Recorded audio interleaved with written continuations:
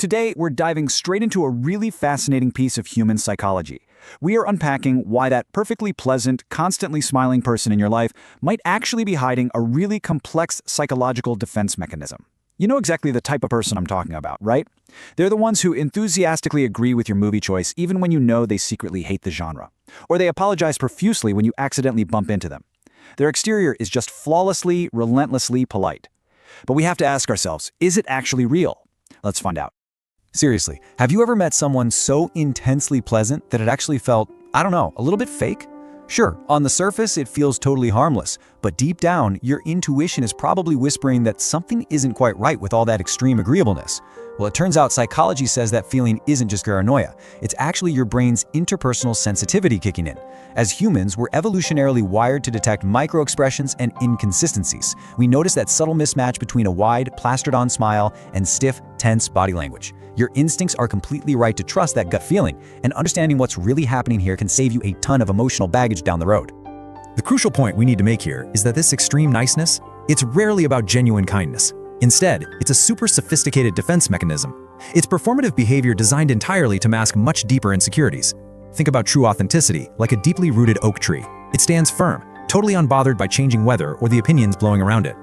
Performative niceness, on the other hand, is a fragile, exhausting balancing act. It takes a monumental amount of energy to constantly curate a persona just to make absolutely sure everyone likes you. Okay, moving right along, let's hit Section 1, the Fawn Response Explained, and the Origins of the Mask. Let's peel back the very first layer of this mystery.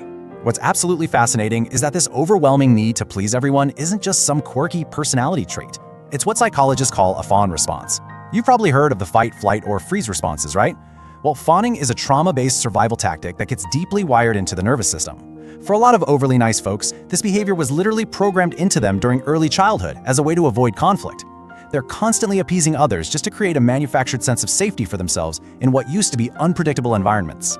Let's walk through how this actually develops, because honestly, it's pretty heartbreaking. Imagine a kid growing up in an environment where their emotional world is totally ignored, or where affection just feels completely conditional. Step 1, their personal needs are consistently bypassed. You can imagine the deep loneliness in that, right? Step 2, they internalize a really dangerous lesson. They start believing my feelings simply don't matter. So, just to survive and secure the connection they desperately need, they move to Step 3. They completely replace their authentic self with a highly customized version designed to be incredibly useful and basically impossible to dislike. Fast forward to adulthood, and that terrified kid is now sitting next to you in a boardroom or trying to date you. They aren't being nice because they're genuinely happy. They're doing it because they're absolutely terrified of social rejection. And that brings us to Section 2, the silent collapse, and what happens when the mask finally slips. You see, suppressing your genuine needs and minimizing your own pain to put on a show for everyone else, it just can't last forever. As the quote goes, those unprocessed emotions don't just vanish, they hide in the shadows of their personality. Carl Jung famously explored this whole concept of the shadow self, the parts of ourselves that we repress and deny. When someone is constantly pushing down their own needs, they really struggle with emotional regulation. Specifically, they lose the ability to express anger or disagreement in a healthy, constructive way. But that buried tension eventually has to go somewhere. An inability to express healthy anger will slowly, surely rot a relationship from the inside out. Because they can't express frustration openly, the pressure builds up like a boiling pot with a tightly sealed lid. It is inevitably going to leak out. You'll often see this show up as really subtle passive aggression. Or, in more extreme cases, it results in a sudden explosive detachment. Think about that perfectly sweet friend who, after literally years of never complaining, suddenly blocked you on every single platform and just vanished without a trace. That right there is the silent collapse in action. The daily performance just got way too heavy to maintain. Let's pivot to Section 3, the illusion of loyalty and a lack of internal control. So let's look at how this builds into a massive identity crisis. Truly grounded people have a stable identity, but our too nice person often lacks what's called an internal locus of control. Basically, this means their sense of worth doesn't come from within. It relies 100% on external validation, namely your approval. And because their self-worth is highly negotiable, they become incredibly susceptible to crowdthink and digital conditioning. You see this all the time with someone who completely morphs their political, social, or moral opinions depending entirely on which friend group they happen to be hanging out with that day.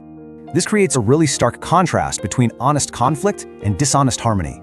These folks simply don't have the cognitive independence to tell you the truth if that truth might cause a conflict. Plain and simple, they would much rather be liked than be honest with you. But think about it. Would you rather have a friend who politely nods along with a terrible decision just to save face, or one who actually cares enough about you to start an uncomfortable argument?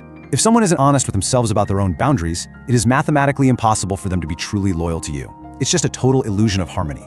Plus, they're usually trapped in what's known as the spotlight effect. It's this pervasive, exhausting fear that absolutely everyone is constantly watching and brutally judging their every single move. Because of this, they're always on. They aren't actively observing the room or farming a real, genuine connection with you. Instead, all their mental energy is consumed by managing your impression of them. Spoiler alert, the rest of the room is usually way too busy worrying about themselves to judge them anyway. Yet, the trap remains. So, if extreme politeness and people-pleasing are actually massive traps, how do we shift our mindset? How do we spot true, authentic reliability? That brings us to Section 4, the power of quiet confidence. We really need to internalize this point because it's a game changer. Real confidence is quiet and it is totally unbothered. It's like a massive solid mountain. It doesn't need to loudly prove it exists, and it certainly doesn't care about the wind blowing around it. It absolutely doesn't need to overcompensate like some frantic, noisy machine desperately trying to keep a plastered-on smile or putting on loud displays of virtue. It just is. If you want to find the most reliable person in a room, honestly, pay attention to the quietest person there. People with truly secure self-esteem are perfectly comfortable being unseen. They accept the reality that not everyone is going to like them, and they are completely at peace with that fact. They possess this emotional gravity. Think about what it feels like to be around someone with emotional gravity. They have a deeply stable energy that actually makes you feel calm and safe purely because you know exactly where they stand. Most importantly, they have the cognitive control to look you right in the eye and deliver a calm, respectful no. We've got to stop chasing the validation of highly polished, performatively nice people. Don't let the exterior fool you. Recognize that true reliability is found in the courage to be authentic and honest, even when it's deeply uncomfortable to do so. Let's talk about the weight of truth for a second. A difficult truth is like a heavy, solid rock. Sure, it might be hard to carry at first, but you can build a really sturdy foundation of long-term trust on it. A nice lie? That's like a light, beautiful glass ornament. It looks perfect, but eventually it shatters. At the end of the day, that difficult truth is always, always better than a nice lie. To wrap up our explainer today, I want to leave you with this final thought to decode in your own life and relationships.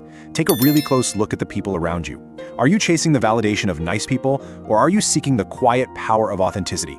Don't be fooled by the mask. Value depth over display. Thanks so much for learning with me today, and I'll see you in the next explainer.